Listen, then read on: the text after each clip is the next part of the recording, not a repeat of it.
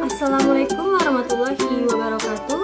Perkenalkan, nama saya Raisa Nur Faridah dengan NIM 1900867 dari Prodi PG PAUD kelas 4B.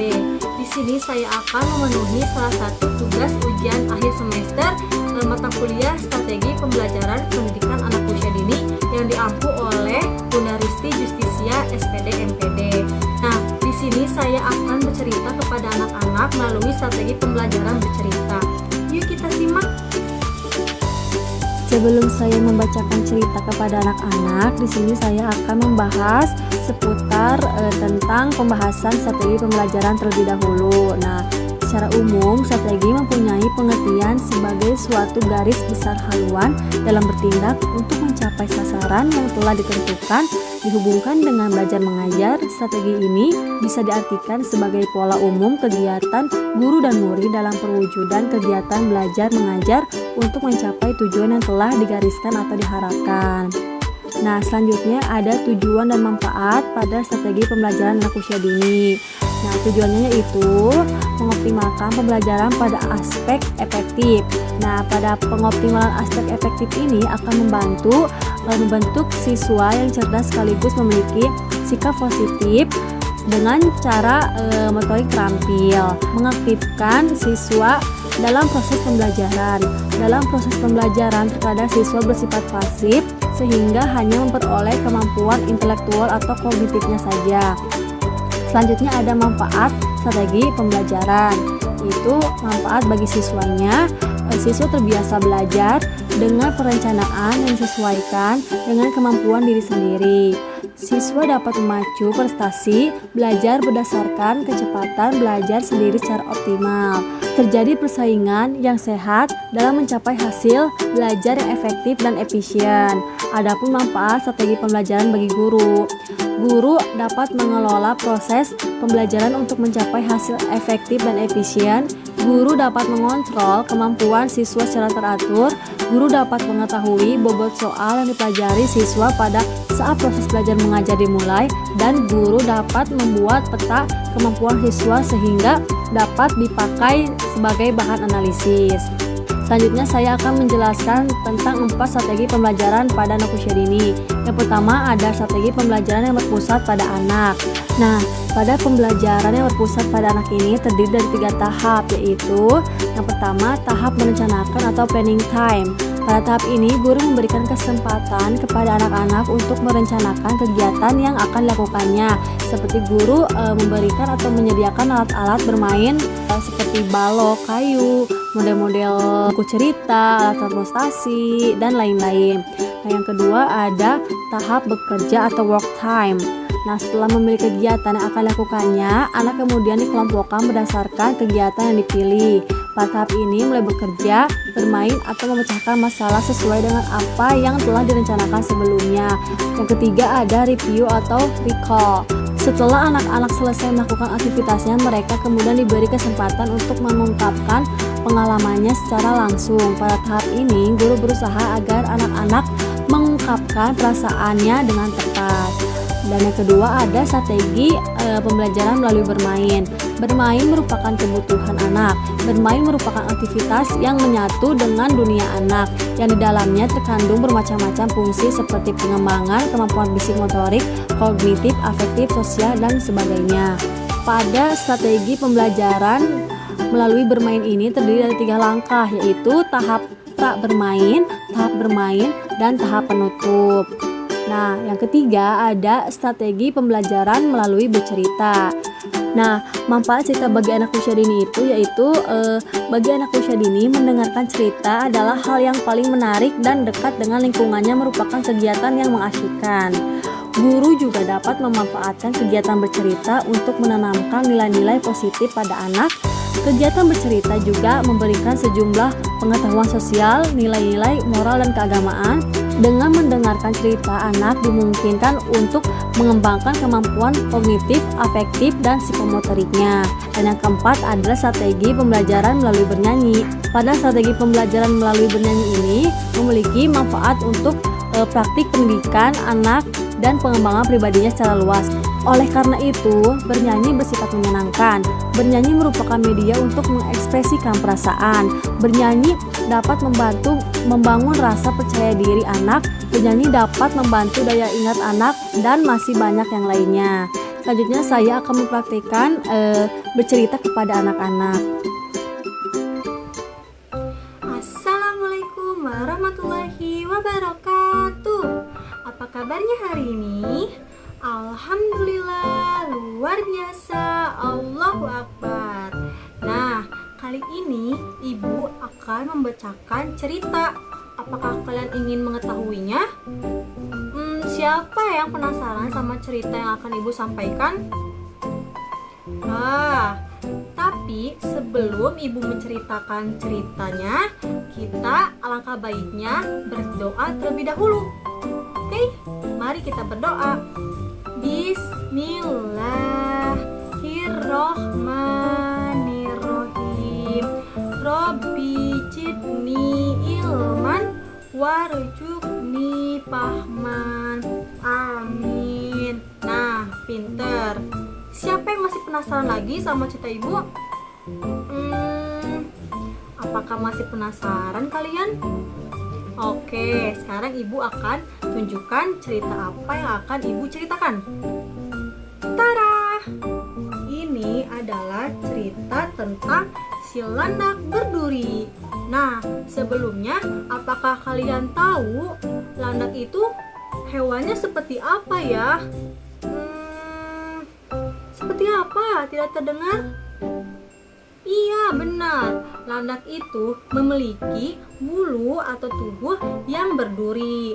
Nah, landak ini salah satu hewan yang sangat berbahaya juga kalau misalnya kita pegang. Jadi, jangan sembarang pegang hewan ini ya. Nanti kalian bisa saja terluka. Oke? Sudah penasaran kan? Yuk, Ibu bacakan ya.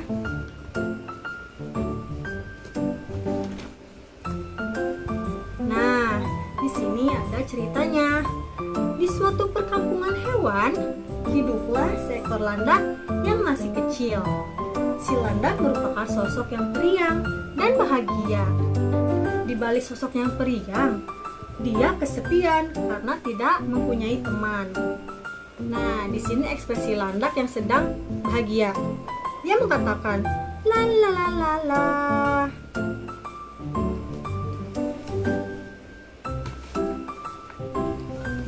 Di sini dia juga mengatakan, hari ini aku senang sekali karena hari pertamaku masuk sekolah di sekolah baru. Dia berjalan ke sekolah dengan penuh semangat dan senang.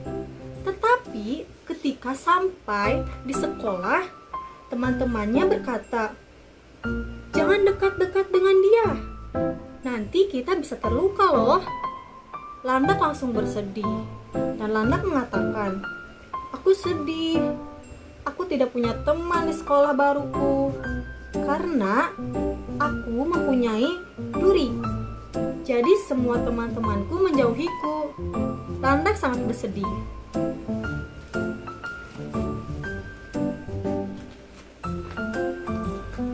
Nah, seketika landak menjadi sedih ketika memasuki kelasnya karena tidak ada temannya ingin bermain dengannya. Nah, di sini landak masih bersedih karena teman-temannya masih menjauhi landak. Terus teman-temannya berkata, pulang sekolah kita main di lapangan ya. Landak nambah sedih. Kenapa? Karena dia tidak diajak pulang sekolah, dia tidak diajak main dengan teman-temannya. Terus landak mengatakan, mulai besok aku tidak akan pergi sekolah lagi karena aku sedih jika masih ada teman yang tidak ingin bermain bersamaku.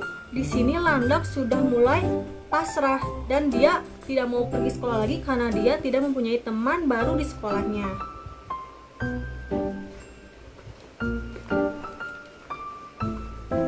Nah, ketika landak pulang sekolah dengan raut wajah yang sedihnya, dia jalan sendiri sambil nangis. Nah, landak ini nangis ya. Terus tapi tiba-tiba pas di perjalanan pulang si landak mendengar ada suara tembakan yang sangat besar. Nah, tembakan itu dari seorang pemburu. Dan ada kelinci yang kakinya terkena tembakannya. Nah, ini gambar pemburunya. Pemburunya sambil bilang, "Yes, kena juga tuh kelinci." Nih, ini ada suara tembakannya ya, kayak dar gitu. Nah, ini kelincinya kakinya berdarah. Selanjutnya, Landak berkata, "Wah, suara apa itu?" Dengan penuh penasaran, Landak menghampiri suara tembakan tersebut. Dan ternyata setelah Landak menghampiri suara tembakan tersebut, ternyata Landak melihat salah satu teman yang di sekolah barunya itu tertembak, yaitu si kelinci. Landak berkata, "Astaga, jadi suara tadi itu tembakan pemburu yang menembakmu?" Kelinci berkata sambil menangis, "Iya." Di sini kelinci sedang kesakitan karena kakinya berdarah. Nah, dengan baik hatinya si Landak mengatakan, "Ya sudah, ayo, sekarang kamu pulang ke rumahku saja. Aku akan mengobati lukamu agar sembuh." Kelinci mengatakan, karena dia merasa tidak enak saja, dia sudah jahat sama si Landak, tapi Landaknya baik. Nah, habis itu Landak dan kelinci pulang ke rumah Landak. Landak mengobati kaki kelinci dan Landak mengatakan, "Gimana? Sudah enakan sekarang kakinya?" Kelinci berkata, "Iya, sudah." "Landak, aku sangat berterima kasih padamu sudah menolongku. Kamu sangat baik sekali." Dengan penuh rasa sangat berterima kasih kepada Landak yang telah menolong kelinci. Nah, terus kelinci juga mengatakan, "Aku sangat menyesal sekali. Saat di sekolah, aku telah menjauhimu dan mengajak teman-teman yang lainnya juga. Aku meminta maaf. Aku ingin menjadi temanmu sekarang dan akan kuajak teman yang lainnya juga agar menjadi temanmu juga." Nah, di sini si kelinci sangat menyesal sekali dengan perbuatan yang dilakukan tadi di sekolah, karena dia telah menjauhi si Landak dan menghasut teman-teman yang lainnya. Si Landak dengan baik hati mengatakan, "Iya, sudah, tidak apa-apa. Aku sudah memaafkanmu." Setelah kaki kelinci sembuh, kelinci mengajak teman-temannya untuk meminta maaf kepada Landak. Teman-temannya langsung berkata, "Kami juga meminta maaf kepadamu, Landak. Sekarang kita menjadi teman, kan?" Landak dengan penuh senang, hati senang, gembira, dan terharu. Landak juga berterima kasih kepada kelinci. "Terima kasih semuanya. Aku sangat senang sekali sekarang. Sekarang aku mempunyai teman banyak." Nah, di sini Landak, kelinci, dan juga teman yang lainnya menjadi sahabat seutuhnya. Nah, kelinci merasa menyesal sekali karena telah membuat Landak dijauhi oleh teman-teman yang lainnya. Maka dari itu, di saat kejadian ini yang menghampiri kelinci, yaitu ditembak oleh pemburu, ia sangat menyesal sekali karena perbuatannya sebelumnya gitu, menjauhi Landak. Nah, dia juga meminta bahwa Landak itu menjadi temannya sekaligus sahabatnya. Dan Landak memaafkan kelinci karena Landak sangat baik hati. Dan sekarang Landak mempunyai banyak teman. Nah, beres ceritanya. Apakah seru ceritanya? Seru tidak? Iya, seru dong. Pesan moral dari cerita ini, kita diharuskan berteman dengan siapa saja. Tidak boleh berpilih-milih kasih antara pilih teman. Karena kita tidak tahu bahwa teman itu baik atau jahat. Dan jangan melihat teman dari cover atau penampilannya. Oke, jadi kita harus berteman baik dengan siapapun ya. Jangan jahat ke teman ataupun ke yang lainnya. Karena belum tahu juga kalau teman tersebut yang kita jahat itu dia jahat balik. Kalau saya teman tersebutnya baik, nanti yang kita rasain apa? Kita menyesal. Kita menyesal karena telah berbuat jahat kepadanya. Jadi kita harus berteman baik dengan sesama manusia atau siapapun makhluk di bumi ini. Nah, itu pesan moralnya. Nah, sekarang ibu mau tanya, siapa saja sih yang ada di cerita si landak berduri ini? Siapa yang bisa menjawab? Acungkan tangannya. Oh iya, kamu. Apa ini? Oh iya, di sini ibu lihat lagi ya. Nah, di sini ada landak, ada rusa, ada beruang, kelinci, dan juga musang. Benar sekali, pinter. Nah, ceritanya telah selesai. Gimana? Seru kan? Seru kan? Seru dong. Nah, kita cerita lagi dengan cerita yang lebih menarik untuk kedepannya. Nah, sekarang ibu mau tanya lagi. Landak itu hewannya seperti apa ya? Ada yang masih ingat? Ya, benar sekali. Landak itu hewan yang memiliki tubuh atau bulu yang berduri tajam. Pinter sekali. Nah, cerita sudah selesai. Sekarang kita berdoa untuk menutupi kegiatan. Bismillahirrohmanirrohim. Wal asri innal insana lafil khusri illal ladzina amanu wa amilus solihati wa tawasau bil haqqi wa tawasau bis sabri. Amin. Nah, sekarang kalian duduk ya, duduk yang paling rapi, dan ibu tunjuk yang paling rapi akan boleh pulang duluan. 1, 2, 3, duduk yang rapi. Oke, pinter, sudah rapi semuanya, boleh pulang. Sampai jumpa.